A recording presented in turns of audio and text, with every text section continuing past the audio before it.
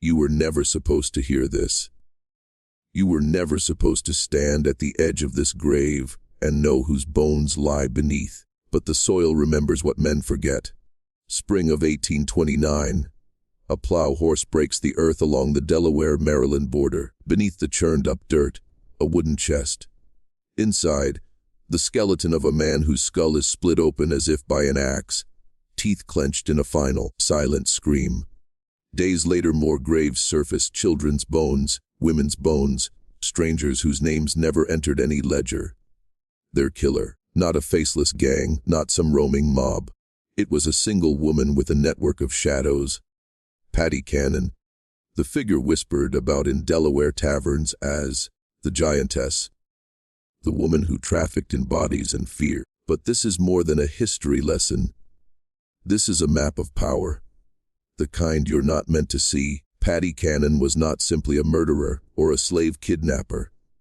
She was an architect of psychological control, a pioneer of what would become America's hidden system of sanctioned disappearance. She understood the weak spots in the law. She exploited the cracks between counties, between states, between human empathy and institutional indifference. Her story reveals how power really works. It hides its crimes in plain sight, then blames the victim for vanishing. And as you hear these words, you're stepping across a threshold. This is not just about 1829. This is about every system that operates today under the same principles. Her reverse underground railroad was only the visible part. The true lesson, the one no classroom will teach you, is that manipulation, profit, and violence always braid together when no one is watching. As we move deeper, I want you to imagine this isn't a story from a distant century. Imagine it's a blueprint of the hidden world you're living in now. Imagine Patty Cannon isn't dead but multiplied, encoded into the institutions that surround you. This video will peel back those layers, one by one. When you finish, you will not be the same man you were before you started. Stand still for a moment. Feel the dark timber of the tavern walls pressing in. Smell the damp earth beneath the floorboards. Hear the faint sound of chains knocking against stone. This is where power hid its crimes. Johnson's Tavern, balanced precisely on the Delaware-Maryland line, was more than a building. It was a portal, a legal void where men, women, and children could vanish without a trace. When Delaware authorities arrived with warrants, Cannon's men simply moved captives a few feet across the floor into Maryland territory, dissolving jurisdiction like smoke. The system wasn't broken. It was designed that way. This is the first truth most men never grasp. Power doesn't need to hide in shadows. It builds its shadows into the law itself. Patty Cannon mastered this principle a century before corporations and intelligence networks perfected it. Her tavern was the laboratory. She built a network of bribed sheriffs, silent neighbors, and merchants who asked no questions about the source of her money. Each of them played their role, knowingly or not, inside an invisible machine of profit and disappearance. And it wasn't just kidnapping, it was psychological warfare. Victims were stripped of names, documents, and memory. They were told they were slaves even if they had been born free. They were beaten into new identities, erased like chalk on a slate. Cannon's methods foreshadowed the psychological control systems of the modern age. Propaganda, identity stripping, behavioral conditioning. Once you see it here, you start seeing it everywhere. Look at the world around you now. Who decides what's true? Who writes your papers? Who stamps your documents? Who erases your identity the moment it's inconvenient? The tactics haven't changed. Only the language. In Patty Cannon's time it was chains and wagons. In ours it's algorithms, surveillance, data harvesting. The same predatory psychology, the same silent complicity of those who benefit. As you listen to this, you're not just hearing about a crime ring from 1829, you're seeing the root system of the world's most enduring power structures. Each layer we peel back makes the air colder. Each name we uncover brings us closer to understanding the architecture of control, and we've only just begun. Picture the house at night. The lantern light gone, the woods closing in, the cries below smothered by thick timber and earth. This was Patty Cannon's true fortress, a maze of hidden rooms beneath her property, iron rings sunk into stone walls, secret passages running under the floors. From above, it was just another rural home. From below, it was an anatomy of captivity, designed to break the body and the mind at once. This is how power operates. It builds two realities, one for show, one for use. The visible world is always a mask. Inside those walls, people became cargo. Names were stripped, identities burned, papers destroyed. Cannon's gang forged new histories for every victim, crafting false backstories to sell them as legitimate slaves to buyers hundreds of miles away. This wasn't random violence. It was a system. The brutality was methodical, almost bureaucratic. That's what makes it so chilling and so familiar. It is the same principle that drives every empire: destroy the past, rewrite the paperwork, and profit from the erasure the local community pretended not to see. Neighbors who suspected the truth looked away. Merchants provided supplies. Even some lawmen took bribes to stay silent. This is another forbidden truth. Power doesn't just dominate through force, it recruits ordinary people into its silence. Every tyranny needs its accomplices. Every atrocity hides behind, "I didn't know," and "it's not my business." Cannon thrived on that silence. Look at our own time. How much of your life runs beneath the floorboards? Hidden contracts, invisible surveillance, decisions made without your knowledge. How many things do you choose not to see? Because seeing would demand action. Patty Cannon's underground rooms are a metaphor for every hidden system you live under now.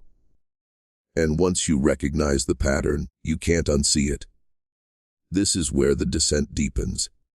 Each step you take into her story is a step into the architecture of manipulation itself. By understanding how she built her empire of shadows, you begin to see how modern powers build theirs. This is not nostalgia.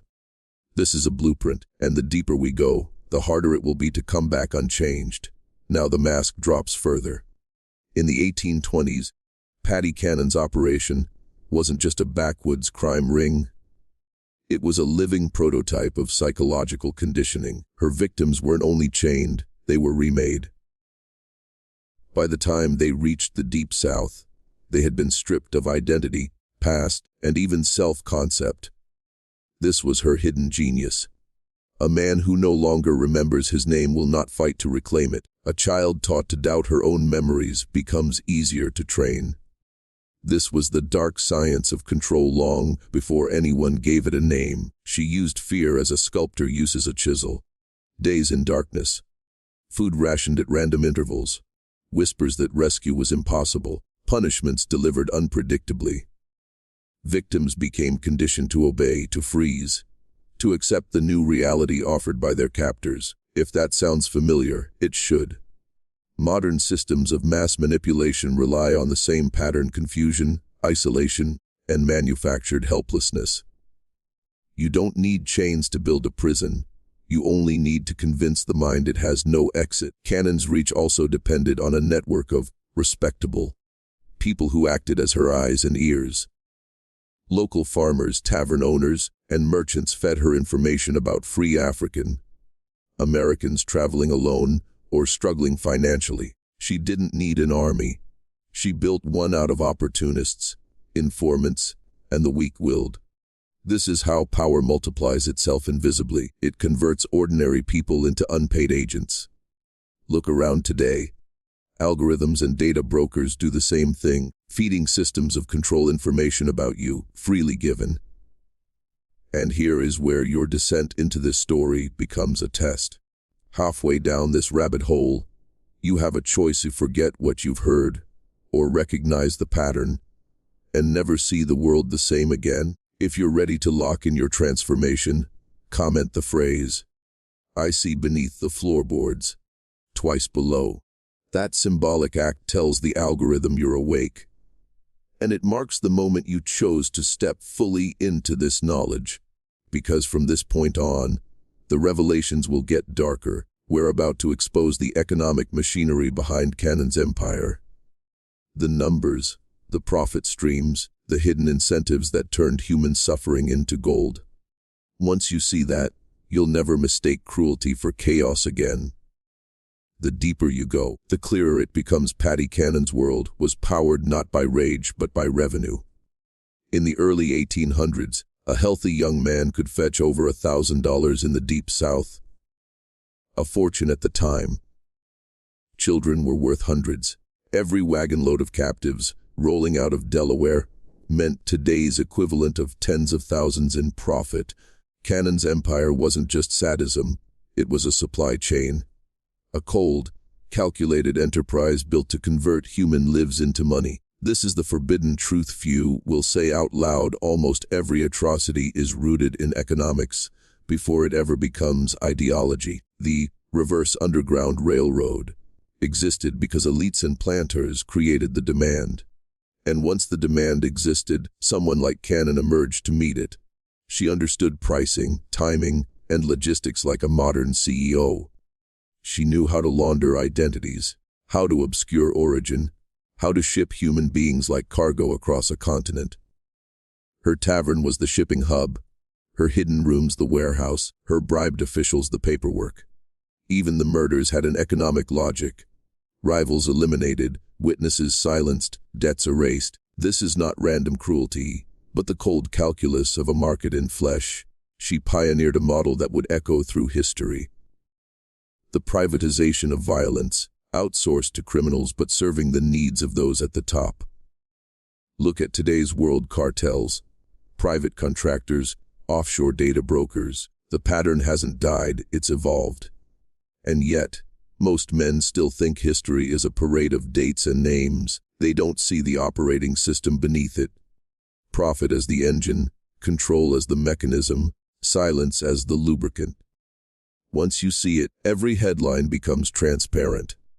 Every scandal is just a copy of an older blueprint. This section is your turning point. You're no longer just hearing a story about 1829. You're staring directly at the machinery of hidden power. Ask yourself, who profits from your labor, your data, your attention? Who builds the hidden rooms you can't see? When you begin to track the money, you begin to track the truth. And as you'll see in the next section, even death could not fully contain the reach of Paddy Cannon's network. The earth had swallowed their secrets for decades, but in 1829 the ground itself rebelled. A farmer's plow cracked open the graveyard Paddy Cannon had built, spilling bones into daylight like evidence from a dream. Officials arrived reluctantly, but the skeletons forced their hand. Each skull was a ledger entry in a business they'd pretended didn't exist. The unearthed coffins revealed not only bodies but the limits of silence. The reverse railroad had finally derailed. But even in collapse, it showed how deep its roots ran. Authorities uncovered more than human remains. They found hidden rooms beneath Johnson's tavern, shackles set into the walls, forged papers, coded letters, and lists of names. Victims, buyers, debts owed. Yet the scandal threatened to die quietly, because to expose Cannon fully meant exposing the complicity of sheriffs, merchants, and judges who had taken her money or ignored her crimes. History records 4 indictments for murder, but witness testimony hinted at 20, maybe more. The state could only prosecute the smallest tip of the iceberg. This is the lesson most never learn. When power is threatened, it amputates its own limbs to survive. Cannon was indicted, but many of her partners slipped away untouched. Buyers in the Deep South denied knowledge. Merchants burned their records. Informants vanished. The machine simply reassembled itself elsewhere under new names. Look at today's world.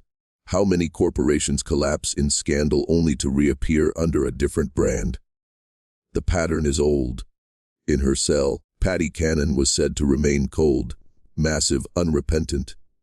Newspapers called her a monster, but few acknowledged she was also a mirror. She reflected the hunger of a society willing to pay for stolen bodies. She was its instrument, not its aberration. The local legend says she poisoned herself before the hangman could claim her, taking to the grave secrets that might have destroyed reputations in 2 states. Whether suicide or silencing, her death served the same purpose: to seal the archive, to stop the testimony. But death is never the end of a system built on profit and power. It merely migrates into new forms. The question for you is, can you see its shape now, hiding in plain sight, wearing different clothes but speaking the same language of control? Cannon's body may have rotted in an unmarked grave, but her blueprint didn't die with her. After 1829, the reverse Underground Railroad didn't simply vanish. It dispersed. Her lieutenants, buyers, and informants folded themselves back into respectable society, rebranding their crimes as commerce, their brutality as business. The same wagons rolled, the same routes were used, the same children disappeared. Only the names changed. This is the hidden continuity of power. When one head is cut off, the organism shifts shape, grows a new mask, and resumes feeding. What you're seeing now is not just history, but inheritance. The hidden rooms of Cannon's Tavern became a metaphorical architecture replicated in prisons, asylums, orphanages, and later, institutions of reform. The psychological experiments she conducted on captives foreshadowed practices that would later be sanctified under government contracts, military programs, and corporate laboratories. Once a method of control works, it never disappears. It migrates upward into policy, downward into culture, sideways into commerce. And this is the forbidden lesson no classroom will teach. There is no firewall between criminal enterprise and institutional power. The same men who buy stolen bodies can write laws. The same judges who convict can look away. The same bureaucrats who regulate can create loopholes for their friends. This was true in Cannon's time. It is truer now, when laws are thousands of pages long and entire industries exist to interpret them for profit. Look at the invisible cages of our own era. Debt, surveillance, addiction, algorithmic manipulation. All are constructed using the same blueprint: identify the vulnerable, isolate them, strip their identity, then extract value while they're too confused to resist. Patty Cannon's holding cells are now digital. Her wagons are invisible networks. Her buyers are corporations hungry for attention, data, labor, or loyalty. The shadow legacy matters because it names the system you're already inside. This is why your descent into this story isn't entertainment. It's orientation. Every step further is a recalibration of how you see power, how you read headlines, how you assess the world. Because if you know the pattern, you can no longer be seduced by its new costumes. You begin to recognize the smell of captivity long before the chains touch your wrists. Stop and breathe. By now you've seen the skeleton of the machine. The chains, the money, the complicity. But what made Patty Cannon truly dangerous wasn't just her network or her profits. It was her understanding of the human mind. She turned captivity into indoctrination, despair into obedience. Long before psychology had a name, she used it as a weapon, and that weapon has never been put down. In her hidden rooms, Cannon practiced a dark alchemy of identity erasure. Victims were isolated from one another, denied time markers, stripped of any sense of continuity. Days and nights blurred. Hunger and beatings arrived without pattern. She created a controlled environment where nothing was predictable except the captor's power. Modern researchers would call this learned helplessness. She called it survival of her business. This is the secret no one wants to acknowledge. Systems of control are always testing the edges of human endurance. Cannon's cellar was a crude prototype of what later became industrial, scaled conditioning. Prisons designed to break inmates, military camps designed to dissolve individuality, mass media designed to dictate thought patterns. The hardware evolves, but the firmware of domination remains the same: isolate, disorient, and then reshape. Look around your life now. The same psychological levers have been digitized. Intermittent rewards, infinite scrolling, manufactured outrage, all designed to keep you docile, dependent, reactive. You don't have to be chained to be captured. Your attention is the new commodity, and your data is the paper trail that erases your old identity and replaces it with a market profile. Paddy Cannon would recognize the architecture immediately. And here's the uncomfortable part. Once you see this pattern, you also see your own participation. Just as neighbors supplied Cannon with information about vulnerable families, today millions of users feed the machine willingly, trading privacy for convenience, silence for belonging. This is the moral gravity of power. It doesn't just exploit you, it enlists you. We're entering the deepest layer now. Not just how the system works, but how it colonizes the mind from the inside out. The next descent will expose how entire populations can be rewritten, their memories manipulated, their history scrubbed, and their will broken, all without a single chain clinking in the dark. Imagine a memory being pulled from your head like a thread from a cloth. So quietly you don't even feel it go. This was the final power Paddy Cannon wielded. Not just the seizure of bodies, but the erasure of histories. Every victim who vanished from the free black communities of Pennsylvania, Delaware, and Maryland left behind a silence that spread like a fog, with no papers, no names, and no witnesses. Entire family lines were amputated from the record. Their disappearance became an absence in the archive. A blank space power could write over. This is the forbidden function of control systems. They don't just take people, they take context. They remove the evidence, shift the narrative, and seed confusion so future generations can't trace the crime back to its source. Cannon's forged papers and burned documents were only the start. Her work foreshadowed the more advanced erasures that would come later. Official Secrets Acts, sealed files, digital censorship, algorithmic burying. Power understands that if it can control memory, it controls identity. Think about the world you're in now. Stories vanish from search results. Entire conversations disappear overnight.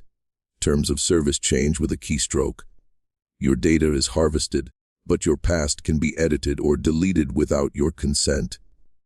This isn't a glitch, it's the mechanism. Paddy Cannon's buried coffins were the 19th century equivalent of the delete key. And yet, fragments survive. Whispered stories, hidden ledgers, scars on landscapes, DNA in forgotten graves. Even now, some people are digging up what was meant to stay buried. That is why you're hearing this. Because fragments resist erasure. But fragments are also dangerous. They invite pattern recognition. They awaken memory. And awakened memory is the enemy of control. The deeper you go into this knowledge, the more you understand that history is not a neutral field. It is contested territory. Someone benefits when you forget, and someone suffers when you remember. By seeing Paddy Cannon not just as a killer, but as a prototype of erasure, you begin to see the same tactic at work in every institution that profits from your amnesia. We're now ready to enter the next layer. How power turns erasure into myth, converting atrocity into legend, and legend into distraction. Look carefully at how the story of Paddy Cannon survived.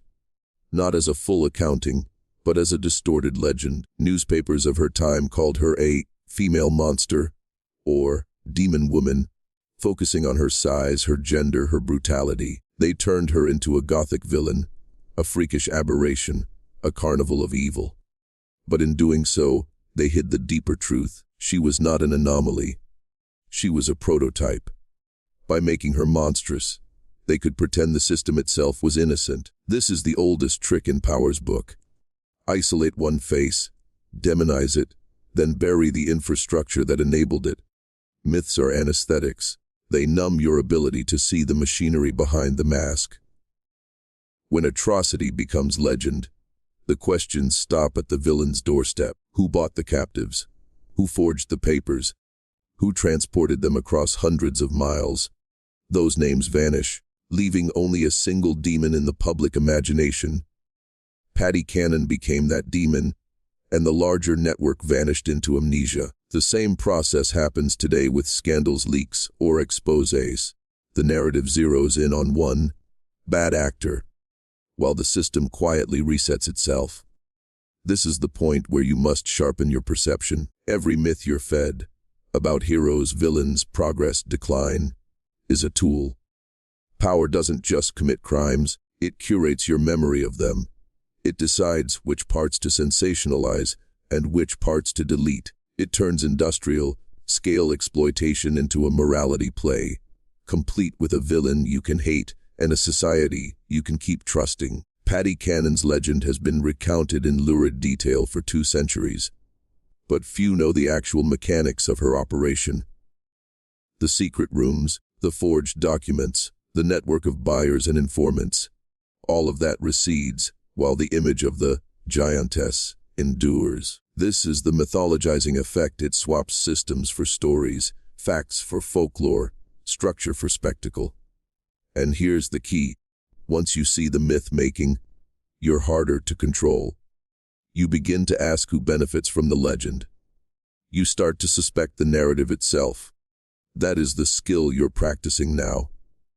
Not just absorbing information, but piercing it, locating the machinery underneath, because only then can you escape the hypnosis and step out of the story written for you. This is the final descent, not into Patty Cannon cellars, but into the architecture of control itself. By now you've seen the anatomy: capture, profit, erasure, and myth. But the last layer is subtler. It's how these forces migrate into your own thinking, how they colonize imagination, how they script your reactions before you even act. Cannon's wagons may be gone, but the same mechanisms now travel through media, policy, and culture. To understand that is to take the key back. Power no longer needs to shackle the body when it can write the code that directs your attention. It trades in symbols instead of chains. It implants reflexes instead of orders. The people who once acted as informants now appear as apps, feeds, and recommendations. Fragments of code designed to anticipate your needs and extract your behavior. What Cannon pioneered with forged papers and hidden rooms, modern systems achieve with predictive algorithms and invisible data trails. The end goal is the same: keep you inside a map you didn't draw. This is why we've walked through this story piece by piece, not to gawk at a monster, but to expose a template. Once you know the template, you can spot it anywhere: in a policy, in a workplace, in a headline, in a product. The operating system of control depends on your unawareness. Awareness, even at the smallest scale, weakens its grip. That's the real act of resistance. Not just outrage, but pattern recognition. When you see a narrative isolating one villain while erasing the system, pause. When you see sudden shifts in what you're allowed to discuss, pause. When you're offered convenience in exchange for privacy, pause. Each pause is a wedge in the mechanism. Each recognition is a refusal. Patty Cannon's story ends in poison and legend, but yours doesn't have to. You can choose what to remember, what to question, what to refuse. You can rebuild your own mental map and refuse to be cargo on someone else's route. The darkness in her cellars is now metaphorical, but so are the escape routes. Knowing this story isn't a descent into despair. It's a rehearsal for freedom, a way of seeing that makes you unshackled long before the door opens. Every system of predation breeds its opposite. While Patty Cannon's wagons rolled south, a quiet army organized against her. Free black communities, Quaker networks, and a handful of abolitionist journalists who refused to look away. This counterforce wasn't centralized, it wasn't well-funded, and it wasn't immune to infiltration. Yet it existed, threading together warning systems, safe houses, and legal challenges. If Cannon's Tavern was a trapdoor, their churches and meeting halls were lifelines. In Wilmington, Philadelphia, and small towns along the Chesapeake, free black men and women formed vigilance committees. They circulated names of kidnappers, posted descriptions of missing neighbors, and raised money to free those snatched off the streets. They trained children to recognize decoys and to disappear if strangers approached. Women smuggled warning notes inside bread and quilts. Ministers used sermons to encode escape routes. Ordinary people, dock workers, farmers, seamstresses, became counter-intelligence agents in a war most Americans pretended wasn't happening. Abolitionist lawyers tried to pierce the legal fog that Cannon thrived on. They demanded habeas corpus for kidnapped people, dragged slave catchers into court, and publicized each case in newspapers. Although the law was tilted against them, every small victory exposed another crack in the system. The visibility itself mattered. It forced authorities to admit the kidnappings were real and not just rumors. The counterforce wasn't perfect. It couldn't save everyone, but it kept memory alive. It proved that knowledge and coordinated action could slow, even disrupt, a well-oiled trafficking network. It planted the early seeds of the Underground Railroad, which would later invert Cannon's model. A secret system of routes, safe houses, and allies, but this time to ferry people to freedom. This section matters, because it shows a different template: resistance as a network, not a hero. Where Cannon used fear and secrecy to break people, the counterforce used trust and secrecy to protect them. Where Cannon leveraged profit, they leveraged solidarity. These small, often invisible acts became the cracks that widened into abolition. By studying the counterforce, you don't just see the darkness, you see the blueprint for pushing back.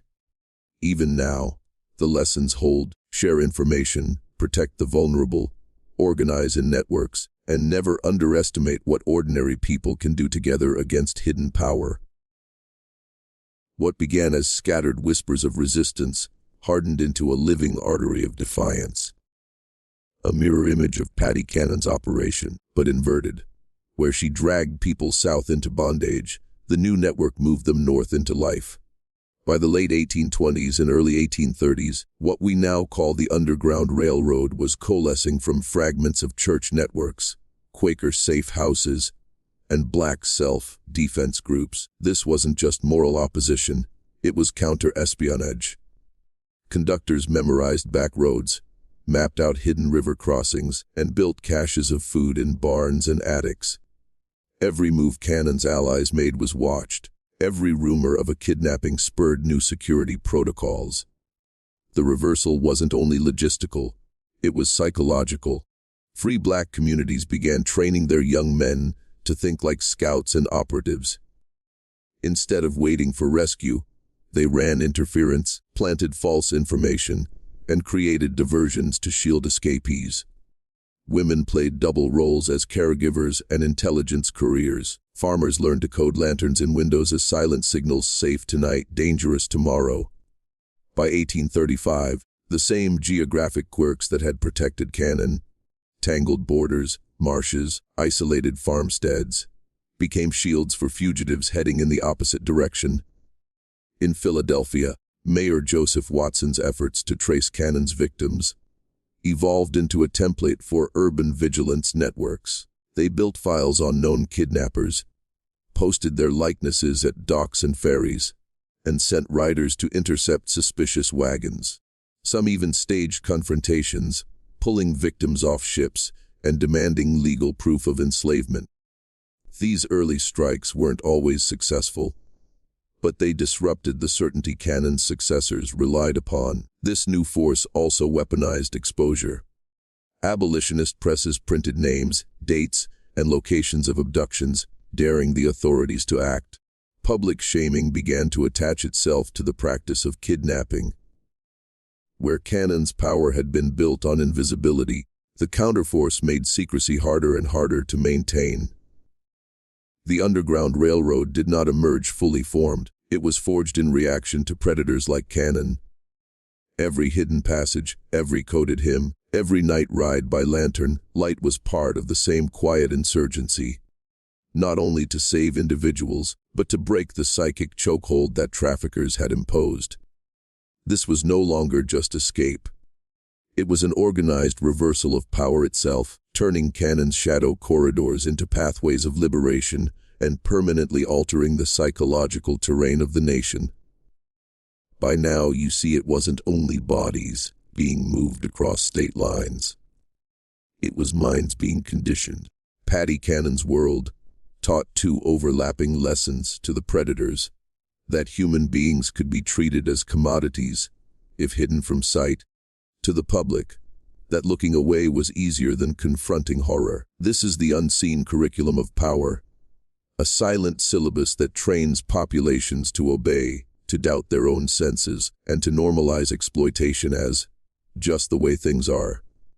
When you study Cannon, you're not only studying a criminal gang but the blueprint of how institutions maintain control. Look at the mechanisms: jurisdictional gray zones, legal loopholes, a press hesitant to investigate, communities terrorized into silence.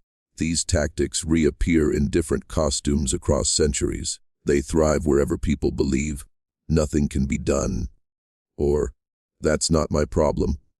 Cannon's system was a rural microcosm of a much larger principle. If you create confusion, fear, and paperwork, you can do almost anything in plain sight. The kidnappers understood this instinctively, but here's the turn you're meant to hear: the forbidden part. Power isn't just what a government does, it's what a population consents to through habit. Cannon's reign reveals how quickly ordinary people can become accomplices, simply by normalizing a constant background of abuse. The silence of neighbors, merchants, and local officials was not passive. It was the very oxygen her operation breathed. And every generation since has been given its own version of this lesson. Understanding this doesn't just change how you view history, it changes how you view yourself. You start seeing where gray zones exist today, in business, in technology, in culture, where lives or dignity are treated as expendable behind closed doors. Recognizing the pattern lets you withdraw your consent from the manipulation. As you watch this, realize you're not merely learning about a long, dead criminal empire. You're confronting the mechanics of control that still echo. This is dangerous knowledge because it flips the lens inward. It asks, where have you accepted the unacceptable? Where have you been trained to look away? If you answer honestly, you're already breaking the spell that Cannon's world perfected. That's the first act of self-mastery, and the first step out of someone else's labyrinth. This is where the descent ends and the real reckoning begins. You've walked through Paddy Cannon's corridors of power, her hidden rooms, her networks of fear, but the last and deepest chamber is not under her tavern, it's inside you. Every forbidden history carries a mirror. The crimes of the past show you the architecture of the present, and the architecture of the present shows you how you've been trained. Cannon's world was a prototype of a psychological cage, one built not just of chains, but of stories, habits, and silent agreements. Once you see it, you can't unsee it. The secret that was never meant to be spoken is that control systems always require your cooperation at some level. They demand your disbelief, your divided attention, your craving for comfort over truth. Cannon exploited laws, geography, and racism. Modern systems exploit distraction, addiction, and fatigue. Different tools, same principle, keep people too fractured or fearful to notice what's happening just outside their door. This is why the story of Paddy Cannon matters to you now. It isn't a distant nightmare. It's a coded lesson about how power hides in plain sight, and how the unexamined, normal, becomes the perfect camouflage for exploitation. Seeing this is unsettling. It should be. It's meant to disrupt the programming. It's meant to leave you awake at night, not just outraged at the past, but alert to the present. And here is your moment of action. If you've come this far, you're not a passive watcher anymore. You're part of a lineage of men who choose to see what others refuse to. In the comments, write twice, "No more hidden chains." That phrase is not just engagement bait, It's a symbolic declaration that you are done consenting to invisible cages, whether in history, in your own habits, or in the culture around you. It's how you mark the turning point, from observer to participant, from curiosity to identity. Remember, every man who wakes up becomes harder to control. Every man who learns the forbidden patterns becomes a crack in the facade. That's why this knowledge was hidden. That's why you were never meant to hear it. But now you have, and that changes everything.